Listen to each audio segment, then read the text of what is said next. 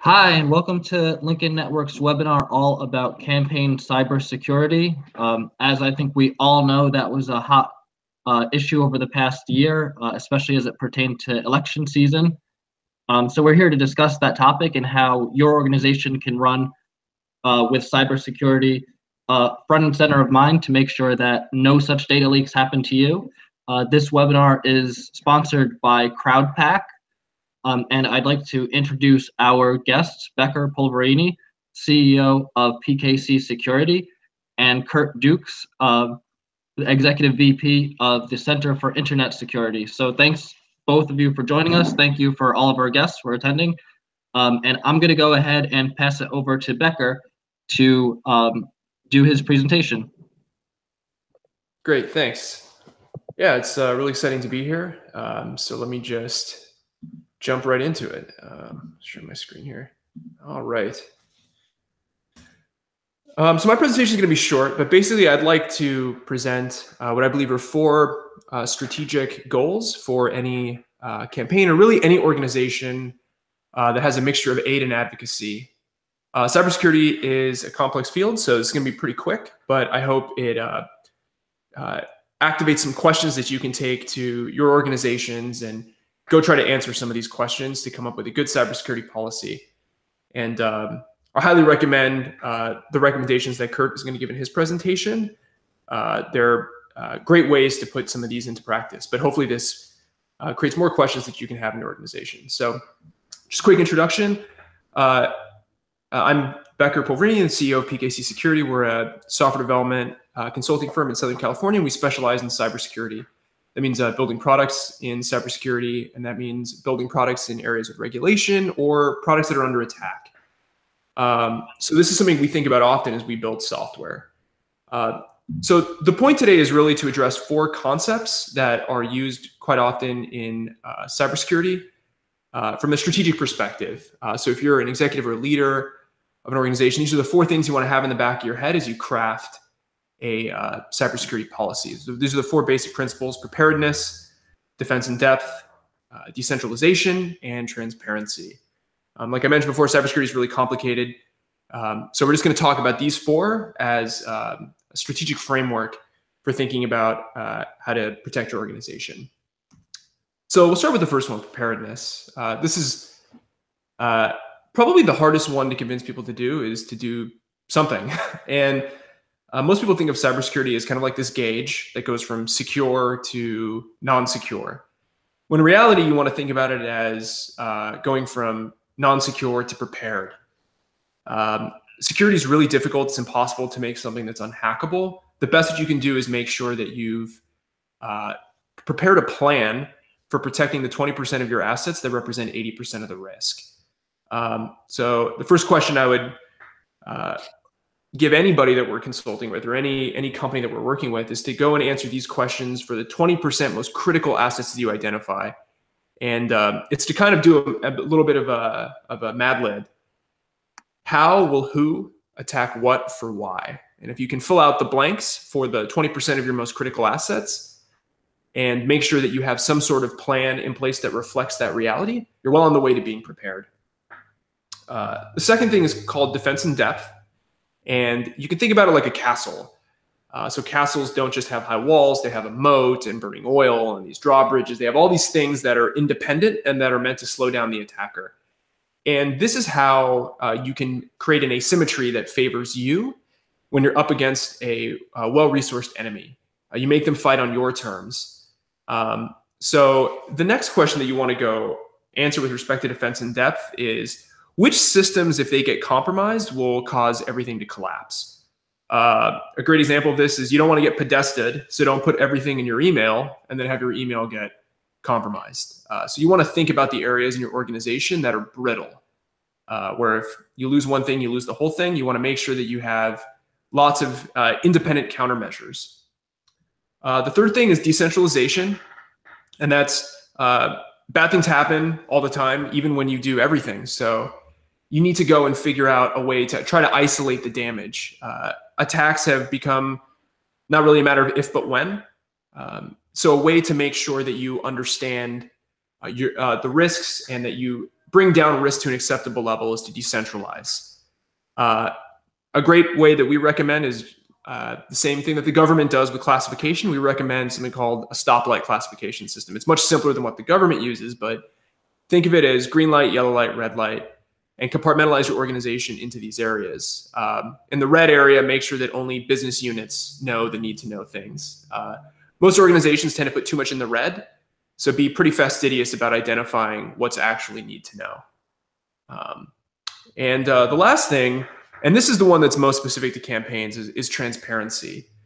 A lot of what campaigns do is advocacy, and sometimes it's aid. For a lot of the international NGOs we work with that do things like human rights work, this is especially important, but it's also important for campaigns. Knowing what to expose to the public, it can eliminate curiosity and it can help offset certain legal risks. So we recommend that organizations are very careful about making sure that if they're doing advocacy and aid at the same time, that they not allow their advocacy to get compromised by their aid or vice versa. Your personnel will want this too, because generally in cybersecurity, it's advocacy that gets attacked, not aid. So your personnel might want to know where they fall on which side of that divide. And to be very clear about making sure that if it's aid, it can be transparent, and if it's advocacy, to be more intentional about keeping it private. And that's really all I wanted to talk about to prime our discussion for today.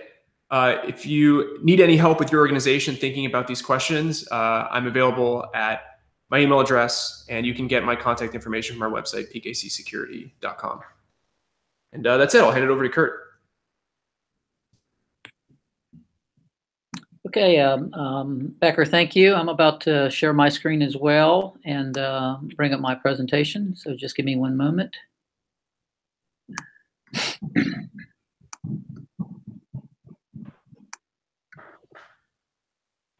Okay, so hopefully everyone can see the presentation. So really what I wanted to talk about was the value of security benchmarks and controls. And in way of introduction, I'm the Executive Vice President and General Manager for Security Best Practices and Automation Group at the Center for Internet Security. I will say I spent 33 years as a senior executive at the National Security Agency, and most of the time there was spent in the area of information assurance and cybersecurity. So I had a rich opportunity to see how well the government defends its networks, as well as see our own nation-state capable assets, how they attack foreign networks for that. So I typically start off with a little bit of current threat intelligence. It's fairly new into 2018, so I wanted to maybe dial it back and talk a little bit about some major intrusions in 2017, and they are, as Corey alluded to, the Democratic National Committee hack, and then we had WannaCry and Equifax, and in each one of those, I think there were some core flaws in the in how well they were, how well we provided security for those, and then I wanted to follow up with things that you can do today that would better help and protect your networks. So the unfortunate facts are that the vast majority of compromises are based on known problems that have known solutions, and so if you look at the DNC hack, it was as best we can ascertain, because the data was somewhat limited from the DNC on that, but it was the adversary took advantage of a known vulnerability in that enterprise, and then got access to essentially all the information available to that on that network. On WannaCry, that was based on a known vulnerability that was a result of the Shadow Broker's release. And the good news there was Microsoft did offer a patch approximately 60 to 75 days in advance of WannaCry. Was that many organizations did not download and implement the patch, or they did not take additional security measures to protect those hosts that were susceptible to that vulnerability. And then as you look at Equifax, It's another example where, in this case, the company did not actually patch for the Apache Struts vulnerability on that one web server. The adversary was able to exploit that web server and then elevate privilege and then move laterally across that network, resulting in the loss of tens of millions of users' personally identifiable information. Second point is 85% of the incidents managed by the U.S. CERT come down to the 5 basic defenses, and I'll actually get to those later in the presentation. The other key point that individuals need to understand is that, you know, very few adversaries actually use stealth techniques when they actually attack you. They're basically taking advantage of lack of understanding what assets are on your network, the configuration of those assets, how well they're patched, and then how well they're monitored for that. And then the final piece is that very few defenders actually have automated workflows so that they can actually automate the monitoring of their enterprise for adversary attempted attacks and things of that nature. So what's the defender to do? You know, what's the right thing to do? How much do I need to do? I mean, because we are all resource limited in how much we budget or how much resources we have available to protect our network. And then how you actually go about doing that. So typically it starts with some type of framework. Here in the United States, we have a number of frameworks. The best known is the NIST Cybersecurity Framework, or NIST 853. I would say that if you actually want to implement one or both of those frameworks, you should look at CIS's security controls as one way of implementing both of those frameworks. And then finally, how do you actually demonstrate to others? There is oversight, there's compliance regimes that are put in place. So how do you demonstrate that you've actually done due diligence when it comes to protecting your network? The reality is that you're not always going to be 100% successful in defending against an attacker, especially if it's a nation state, but you at least can demonstrate that you've done due diligence when it comes to protecting those assets. I would argue that in the case of Equifax, I do not believe that they had done due diligence. If they had, they would have patched for that known vulnerability. So let me introduce you into the CIS critical security controls. There are 20 of those, and any cybersecurity or cyber defense foundation should be based off of these 20 controls.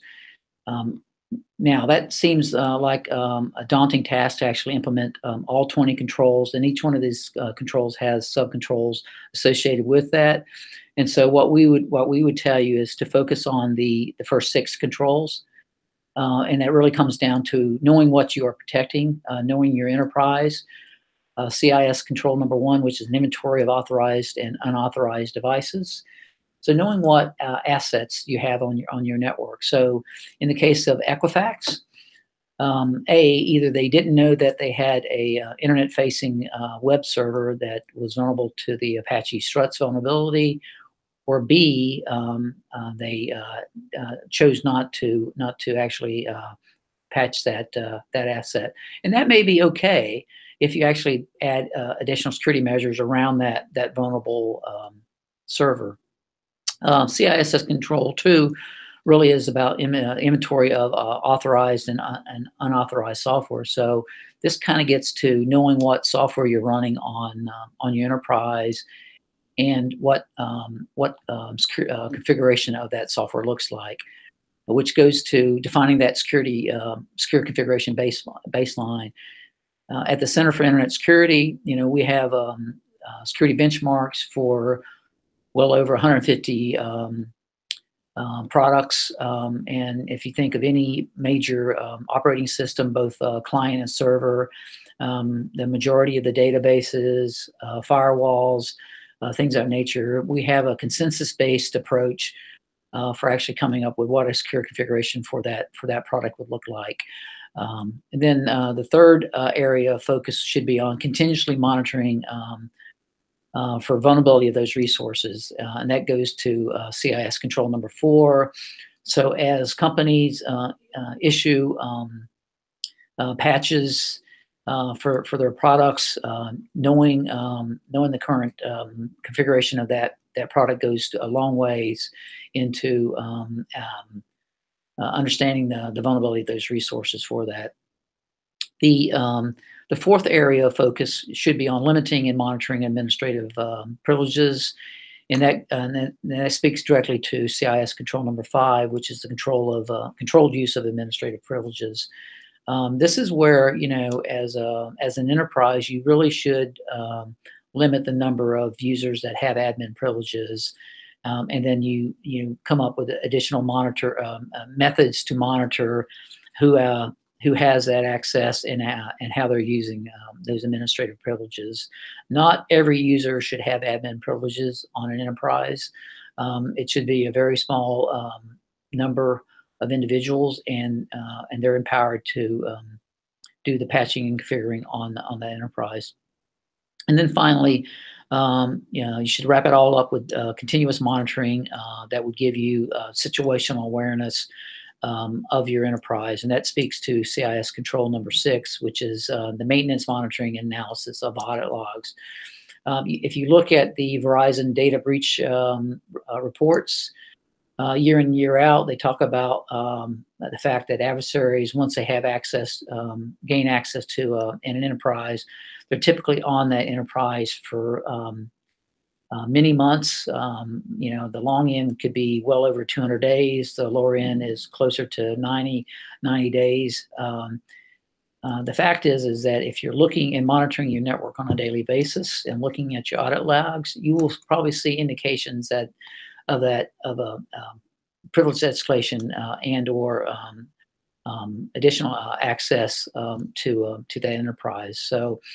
So we would urge you to focus on those first 6 controls, and once you've actually created a program around that, then you move to control 7 through 20, and build that secure cyber defense program for that enterprise.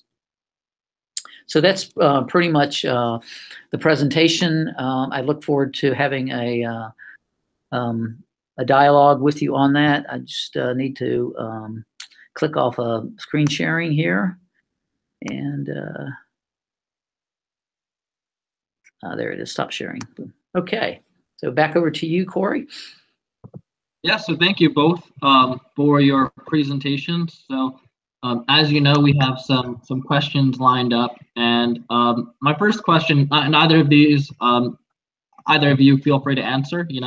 I'm not going to direct one way or another, but the first question is, so we know that there was that Equifax breach, for example, and nobody has, as an individual, I have no control over that, obviously.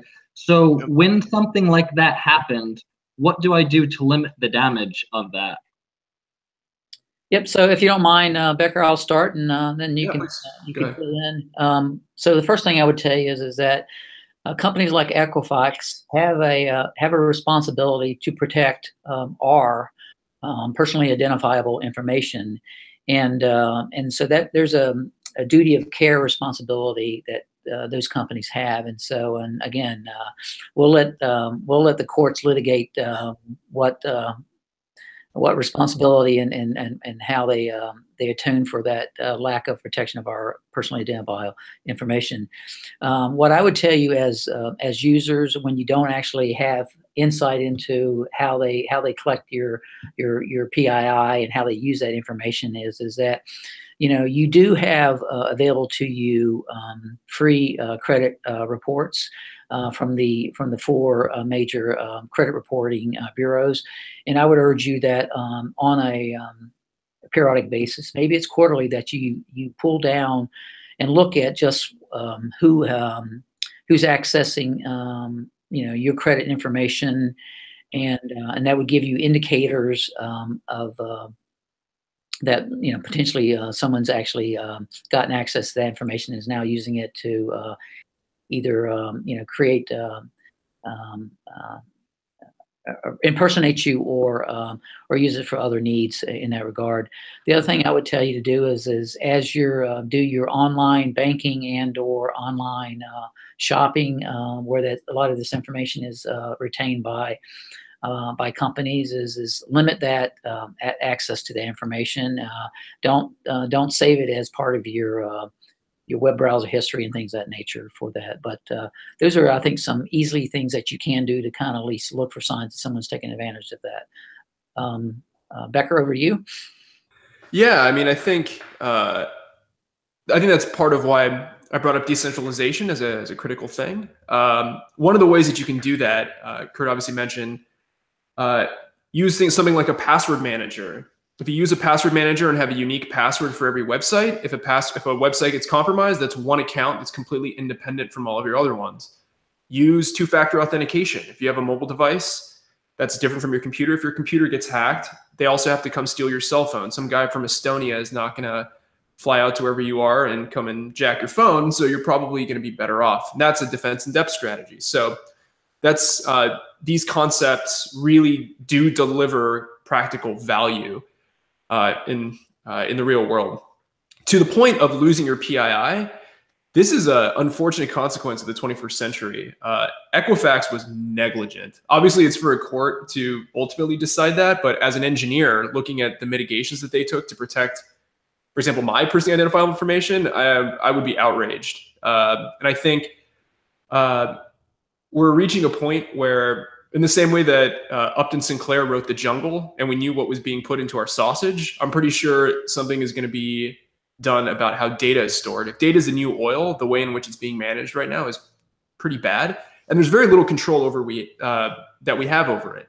Not to make anyone feel powerless, but that's why it's so important to implement these cybersecurity strategies and some of the mitigations that Kurt brought up, is because you really do have very little control. So you need to live in an environment where you will be compromised, and where thinking about the aftermath and thinking about mitigating the damage needs to be an essential part of your strategic thinking. Right, awesome, thank you. So next, I feel like we're at kind of a tipping point, almost a reckoning in terms of the security and confidentiality of email. So much of it is just around people, letting others somehow get access to their email accounts. But are there any best practices for email for after your account is compromised? What you can do to make sure that if that happened to you, there wouldn't be that much to leak. You can protect your private communications. Are there any things that you can do to kind of avoid after the fact? Yeah, I can kick this off. So companies sometimes pay us to do what are called war games, which is actually they pay us to hack them, and it's legal. We set the terms of the engagement, but we really try to make it a fire sale. Everything must go. So the number one thing we go after is email. Email is great. Everyone has their entire life in email. Bank statements, socials, ways to reset other accounts. Email was made a long time ago when the internet was a much safer place.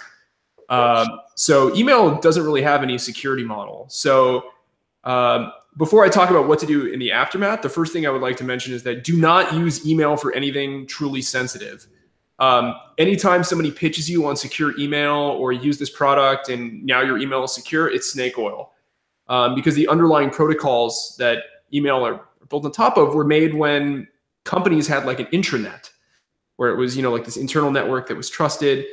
And we all know that's not how the world works. So consider using other communication platforms that are more secure, maybe things like Signal. If you must, you can try using something like WhatsApp, but try to get away from email as your secure mechanism. Now, in the aftermath, if your email gets hacked, there's very little you can do. Because once your social network has been revealed, once your address book is taken, then people can use that as a platform by which to launch other incursions. And that's why email is so valuable, because it has the ability to get other accounts and the ability to leverage your social network. So I would say what can you do in the aftermath? The answer I would give is probably nothing. The thing that you should do up front, though, is have a unique password and make sure that Google for Work or Office 365 has two-factor authentication set up. so that even if you do lose your password, they still have to come physically find you and get your phone or some sort of token. Because once they're into your email, it's really hard sometimes to get people out. They can set up things like application-specific passwords. So even if you change your password, they still have access. They can set up forwarding. And all of those things basically require the IT guy you probably don't want to talk to come in and start going through your accounts and making sure they're not still in there. And it's very difficult from a forensics perspective. So don't lose your email. And if you're afraid that that's going to happen, use something other than email to do your secure communications. Yep. So, great points there, Becker. I would just simply add, and look at myself with my gray hair. I was born and raised on email, and it's going to be hard for me to give it up. But hopefully, Becker and Corey, your generation, can move to other applications as a means to communication. I would point out that right now, phishing attacks are the primary method used by adversaries to gain that initial foothold on the client. The good news is that companies like Google and Microsoft and others have come up with two-factor or multi-factor authentication that kind of make it more difficult, and they also they do now bulk encrypt on the end of it. But what the adversary is looking for is getting that initial access to that client on which you're using your email from. And the only other 2 points I would make is the fact that if you're using it for online shopping, or if you're passing it for banking information or anything of that nature, I would tell you to clear your if you sent something, go and delete it off of your don't leave any personally identifiable information that's in your email account, whether it's in your sent file, or if you've got files that that you save it off to. When it comes to personally identifiable information, I would go ahead and just remove that information and be diligent in that. That's a great point. So we have one question from an attendee currently, and he asks, how do you recommend keeping inventory of what can wind up being a large quantity of software and source code libraries that are deployed onto servers to keep them up to date? Are there any automated open source products or solutions out there? Yeah, that's a great question. There are a lot of companies that sell scanning as a service, where they'll come through and scan for ports, scan for old versions of software. I know Kurt brought up Apache struts. That's like why Equifax is so negligent. That's something that like a routine scan would have been like, wow, that's horrendous. So I mean, that's one way to do it. The real answer to your question is it's really hard to do that. Your system administrator, if you have one, and hopefully you do, if you're worried about things like dependencies and versions of open source libraries and things like that, you have some sort of DevOps or SysOps person who's able to set up automatic updating. At the very least, to set up firewall rules so that old versions of software that have exposed ports are being closed up. It's really hard to do it in an automated fashion. I would say the next best thing, if you don't have a SysOps or a DevOps person, is to make sure you're getting scanned.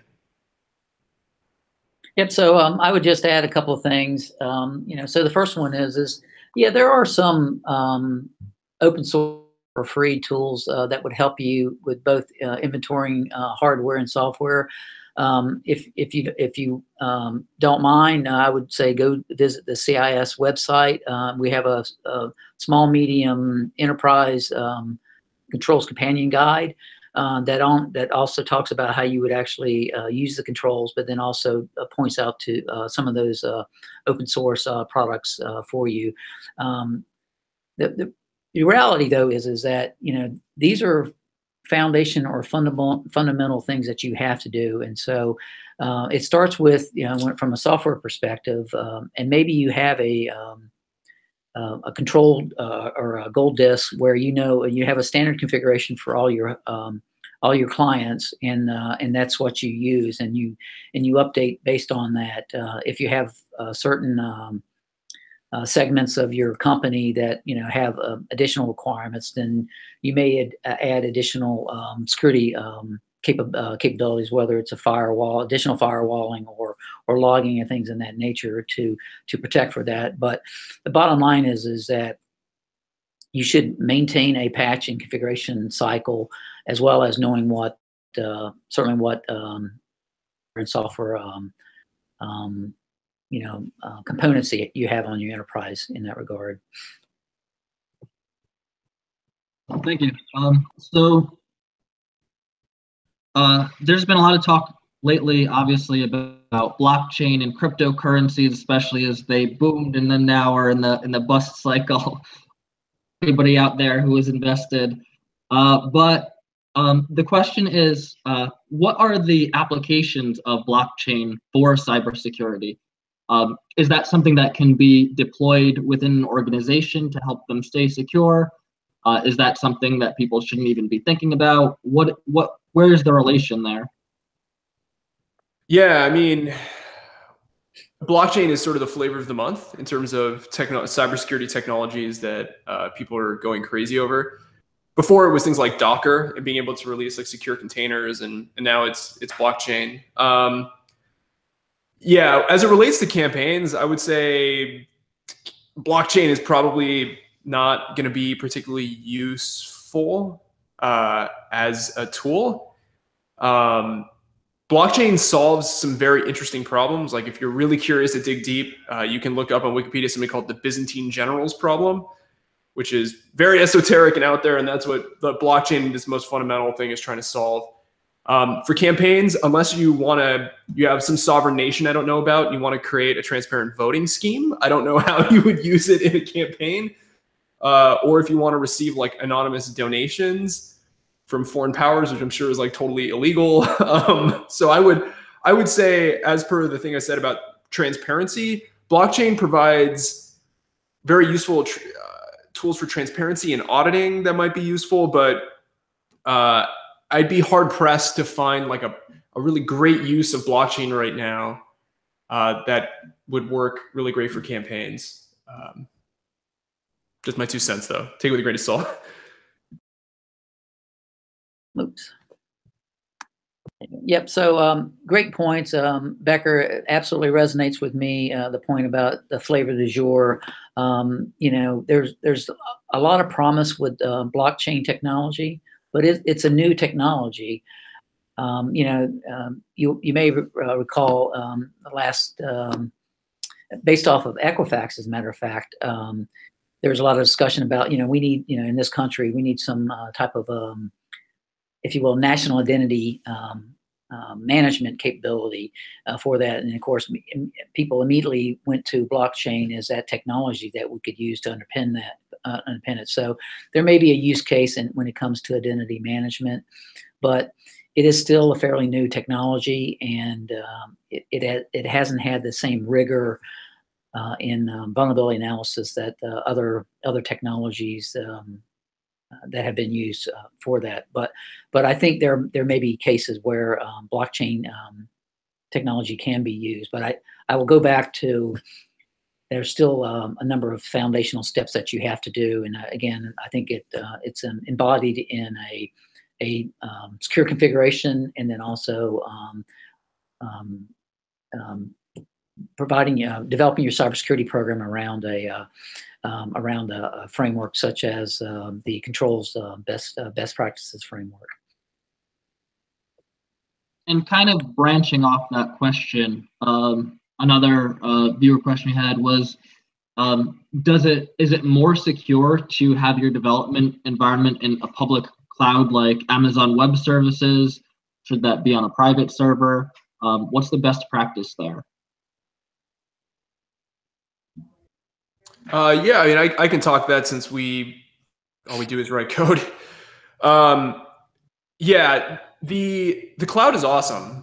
So the cloud is also can be worse. But I would say the benefits of putting things into the cloud in a virtualized environment actually outweigh the cost of having to deal with on-prem infrastructure. On-prem is expensive, and to Kurt's point, a lot of on-prem stuff gets stuck in time forever. So you've got servers that for 10 years have never seen a patch because you had to hire somebody to patch it, right? Whereas if you use platform as a service solutions when you're writing code, take for example something like AWS Lambda or Heroku, these tools that Meltdown Inspector, the Intel, well, it's not just Intel, but really the vulnerabilities that came out for processors, right? Within hours, Google has patched all of GCP, Google's giant cloud, all of it, boom, immediately patched against it. So being in the cloud has wonderful advantages around being able to receive those patches early, having some of the world's best security people thinking about how to protect their infrastructure. That's really your infrastructure. So there's great benefits to being in the cloud. The flip side is the mistakes are really bad. So a story that comes to mind, we worked with a client that had all their infrastructure in the cloud, and they had a sysadmin who used a password that's in the top 1,000. To Kurt's point about having audit logs, you can go look at the logs. And this company was getting scanned by China so often that they were getting a login attempt more than one a second. We actually used the attempts from China as a way of knowing that the server was up, because we knew if they were getting scanned by China, the server was still running. But lo and behold, because the password was in the top 1,000, that's just like asking to get hacked. So because they were in the cloud, they had a terrible password, they had a public IP address, that machine was gone so quickly. So I would say there are tremendous benefits. The benefits are fantastic. However, there is no way to escape. You have to do what Kurt is talking about with those 6 critical controls. That's the only way that if you're going to maintain your own infrastructure, to know that you're doing it right.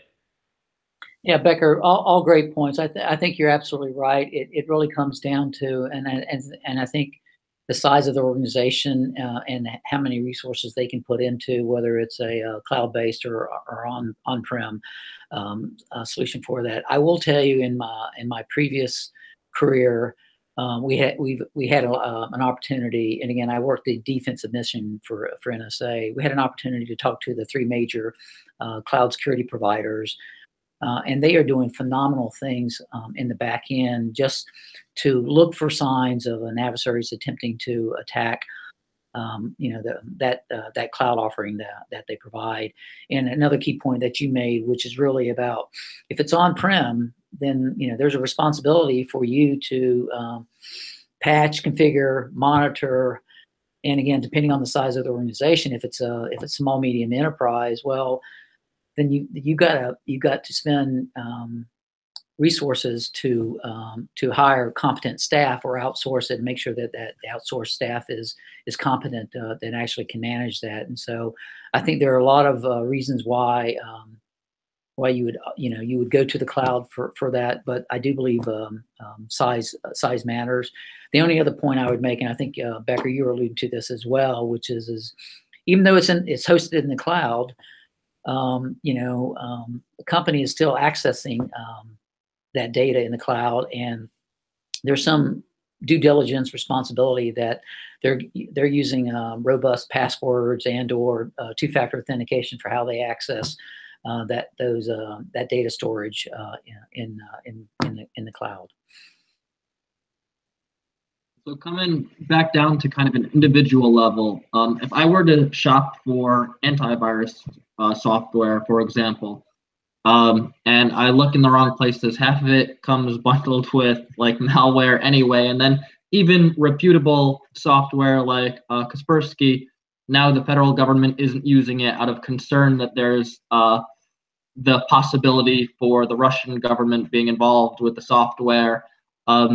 And that's coming from like a widely used and well-known piece of software there. So where can people go to find truly reliable, trustworthy software? What should they look for in the software? How can they come to that conclusion that like this is a good piece of software and this is something that I'm comfortable installing on my machine and protecting my personal information? Yeah, great question, Corey. So a couple comments. The first one is I would just move away from the vernacular of, just installing antivirus. It really, what we're talking about now, because you have encryption, offered by web services companies, you really are talking about host-based security, which is not only antivirus, but it's application whitelisting and things. There's a number of applications now that you can have on your endpoint device, more so than just AV. But really, the core question you're asking, and it gets down to the if you will, the quality of that company and their service offering. We are in interesting times, and what I mean by that is, and certainly there's a lot in the press about Kaspersky Labs and are they a front for the Russian government? You may have seen very recently that Congress has a draft law that they're looking to get approval on about Huawei, where Huawei products. And so what we're seeing now really is, if you will, this balkanization of the internet, where why should Russia trust U.S. IT or ICT companies? Why should China trust U.S. ICT companies? Likewise, we've given a clear indication with Kaspersky Labs that it will not be used, and we don't recommend its use even for consumers here in the U.S. And then likewise, you're starting to see that with Huawei.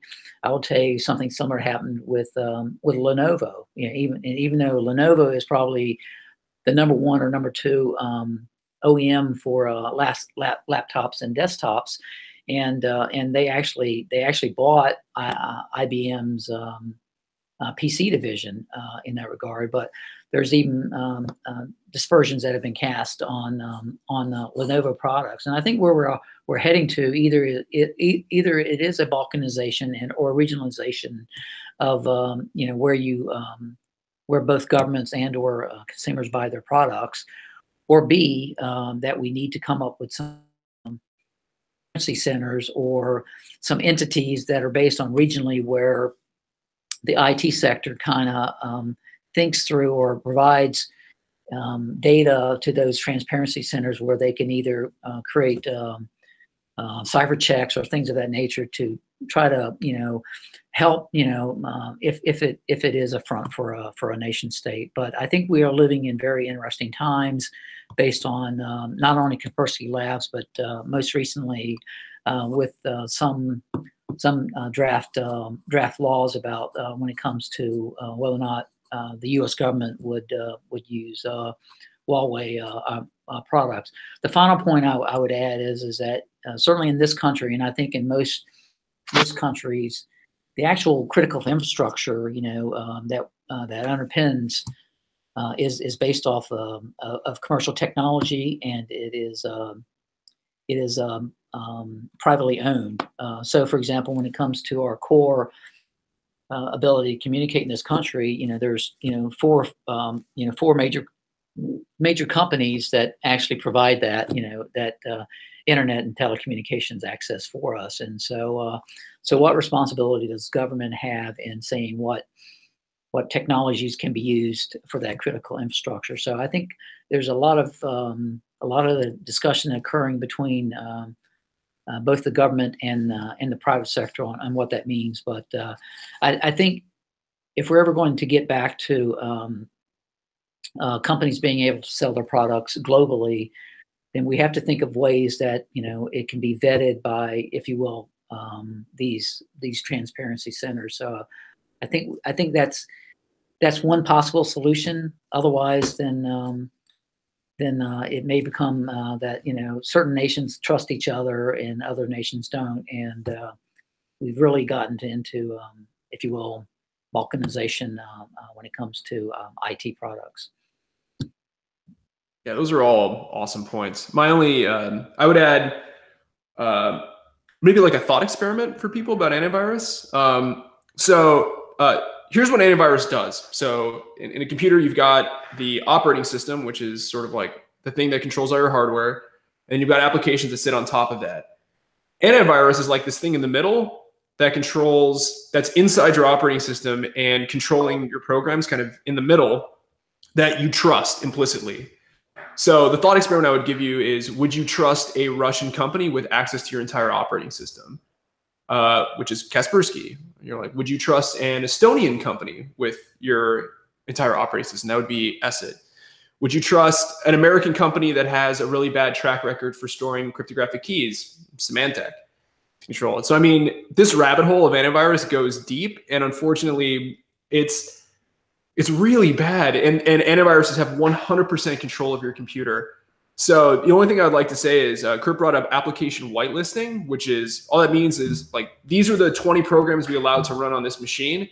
That's where you want to get to. If you really want to get to a place where you're not worried about viruses, get to application whitelisting. You say, hey, we're going to allow Office tools, we're going to allow Chrome, and anything else that you download off the internet, we're just going to immediately deny. That's pretty much the only way to do it, because antiviruses are spooky if you do the thought experiment. Okay, I think we have time for just a couple more questions. So, you know, there was the data was exposed. I'm not sure if it was ever leaked or used in any kind of way, but there was a GOP analytics firm that had about 200 million voters' data exposed from just not password protecting. I think it was their AWS. But on the flip side of that, most of the information, the data, was publicly available, you know, voter records, just stuff that's not conveniently accessible. And then on top of that was their proprietary analysis of how these people might vote or whatnot. So in an instance like that, where all the information is actually already publicly available, just not as conveniently as through this leak it now was, you know, it's just everything is connected to you in one clear place. What's the kind of malicious action that someone could take using that type of a data set? Yeah, so I mean, to poke at that a little bit, saying like, well, the data was already public, but it just wasn't convenient. That argument is like saying Google has no value, because Google's whole value prop is that they've organized and made very easily searchable the world's data, and they're almost $1 trillion company. So there's an incredible amount of value for making data conveniently accessible. We know this, like I said, from doing our war games. When we find a trove like that, that's like some perfectly well-organized database that we can easily slice and dice to do analytics. If I was a foreign power, I would love that. You want to talk about who to target with robocalls or whatever, and flip them or make them think a certain way, or organize your campaign spend, because let's say you're like Russia, for example, and you can't make a huge splash, otherwise you get busted, but you can make strategic little targeted bets. The convenience of that data is really incredible. So my only point would be, don't discount the value of making data easy to steal. That's why Equifax is so bad, because there's I would think 1 in 5 Americans has more than one person on their social, you know, and credit card numbers, you can buy them in blocks on the dark net very easily. So the credit card information is out there, but the fact that it was one treasure trove of all this stuff is so convenient. And that's a big problem. Yeah, no, Becker, that's absolutely the right points. The Google and other companies, they're consolidating a lot of information, and so they become enticing targets. Equifax being the recent example of that. And so I think you have to ask yourself, well, why would an adversary want that information? And I can think of a couple different answers to that question. If you're a nation state, there's multiple uses for that. Again, you may want to find, who are close associates of a government official, and that may become a second or third level access point into and get access to their infrastructure. If you're a criminal network, well, again, I mean, I want to impersonate as Becker, and steal his identity and use that, to empty his bank account, So I think you're finding opportunities with that information. It gives you enough to be able to, for that small window of time, to be able to get access to, or to create accounts or get access to accounts and empty a bank account or do ordering and things of that nature. So, and I think that's the new coin of the realm right now. I think maybe more so than nation state, it's criminal networks. They're seeing the opportunity here, and they see these, if you will, these organizations that are consolidating this type of information, and instead of having to mine for it, in multiple locations, they only have to hit that one, find a way in, and they've got a treasure trove of information. Great points. And the final question, this is more of, I guess, a fun question. If you have any anecdotes of one time you've seen just something truly egregious in cybersecurity that one of your clients was doing, and it was just like, how can you? Well, of course this happened. Any good fun anecdotes that either of you have? Oh man, I'm sure the both of us have just a bunch of war stories. This is cybersecurity people have some really good ones. There's one that comes to mind. I've got plenty. I'll just say one because I think this is just easy to see why it's really bad. So we worked once with a large law firm that did international law. So they had a lot of, and that's where we deal a lot with the precariousness of nation states trying to steal intellectual property of U.S. companies, which happens a lot. This law firm was doing a lot of stuff with the Republic of China. And in order to exchange documents with their Chinese counterparts, they used Baidu, which is the largest. It's like Google in China. They sort of control a large chunk of the Chinese internet.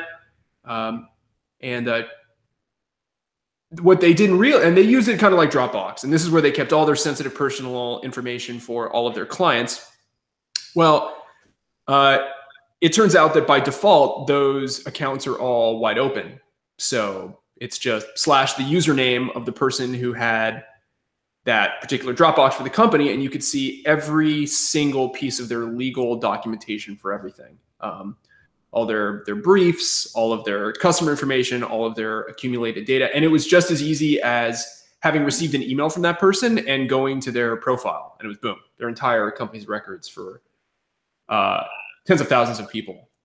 So you don't even have to be a hacker. You just have to be slightly curious. And needless to say, that was up there. I've got worse ones, but that one was kind of the most, you kind of just look at it and on its face, you're like, wow, that's really bad.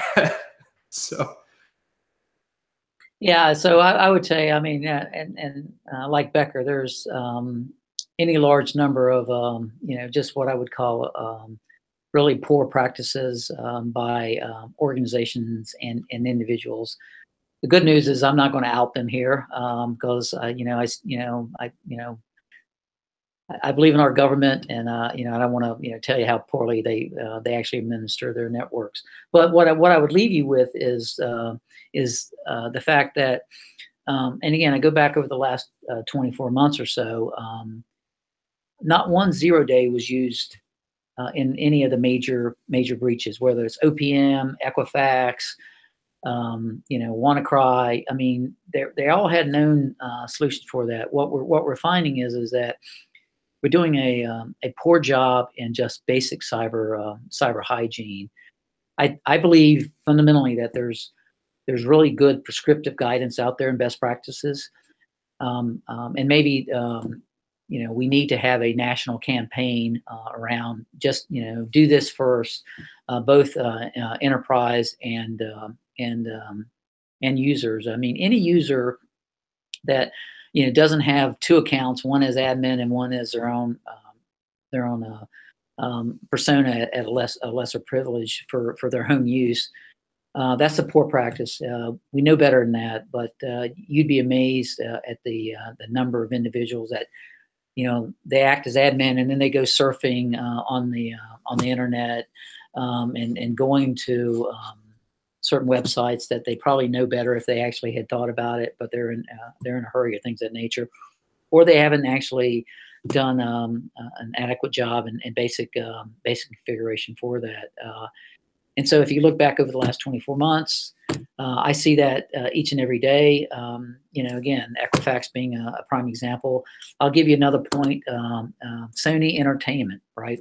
So maybe 2 years ago, both the CEO, as well as a number of their clients were bricked by North Korea. I mean, the U.S. government actually officially attributed it to North Korea, but it goes back to lack of basic cyber hygiene that was being performed by Sony Entertainment. And so, until we actually do a better job in that, it's an uneven playing field, and advantages to the adversary, and they just have to spend the time to look at your online persona based on social media platforms, and find that way in either via a phishing attack or getting you to visit a digital waterhole, and then get that initial access, because they're banking on the fact that you haven't patched or configured, and they can easily escalate privilege at that point in time. Well, thank you both for joining. I hope that all of our viewers enjoyed this discussion as much as I have. Again, we have Becker Polverino. He's the CEO of PKC Security, and Kurt Dukes, who's the Executive Vice President at the Center for Internet Security. Thank you again for the great discussion today. Again, this was sponsored by CrowdPack. It's a crowdfunding platform for politics, helping citizens run for office and take political action. So if you're looking to get directly involved, check out CrowdPack for sure. Thank you, everyone, and have a great rest of your week. Thanks a lot. Take care. Bye.